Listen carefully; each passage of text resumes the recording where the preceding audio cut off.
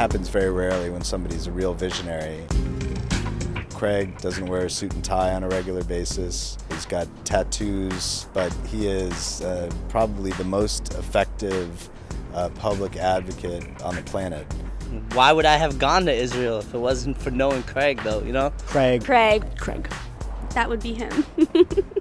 I love talking about myself. A for I. It's Artists for Israel, right? Yeah. All right, cool. I think that the One Israel Fund has been our adopted parents. And from an organizational perspective, we've always wanted to show that support for Greater Israel. And there's no better organization. There's no organization with as much reach and as much sincerity in protecting Greater Israel than the One Israel Fund.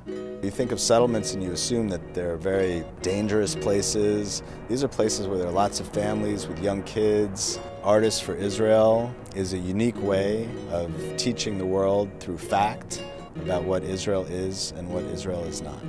Artists for Israel is not a Jewish organization. We're a non-religious, non-government organization.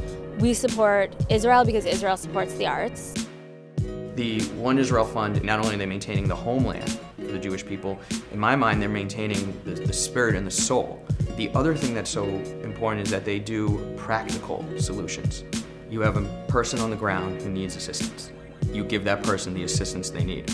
A simple equation, end of story. It's that easy. With the One Israel Fund, I'm dealing with people that are on the ground helping Israel. I wish I could give up this honor and go be part of that.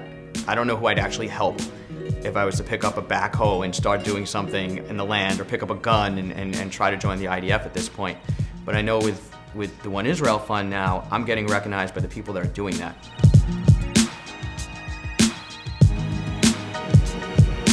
We take the playbook of Israelis' enemies and we use it on our side. And we use the arts to get to the fans of the arts. Artists for Israel's mission is to use the power of art as a form of education and advocacy on behalf of Israel. One of the things we did, which has been most successful, is we brought our artists to paint in Israel.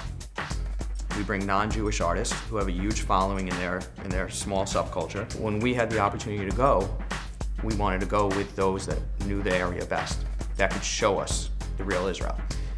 And that was Mark, and that was the One Israel Fund. Israel's become important to me because of the bonds that I've formed while being there. These artists that we bring on our trips come back, and they're not just advocates for Israel, they're advocates for One Israel.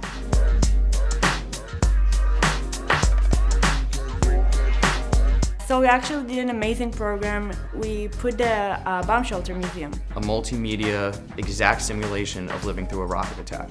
And they told us that they had no idea that that's what's going on in Israel, and that's what's going on in Sderot. People walk out of there crying. Not only do we talk about what's happening, we humanize it. The bomb shelter's smelly. It's terrifying. A lot of what we do brings that human message back to people. It's nice to see how this, small organization made this huge change in a college in the middle of Manhattan. So it was beautiful. A lot of times I get really angry and I say, for all I'm doing, it's not really gonna help enough. Somebody like Mark and Scott and the One Israel Fund, who really are fighting the fight, come to me. It's the closest I can be to being in the land itself. I'm being recognized by the right people, the people who have a right to say who should and who should not be honored.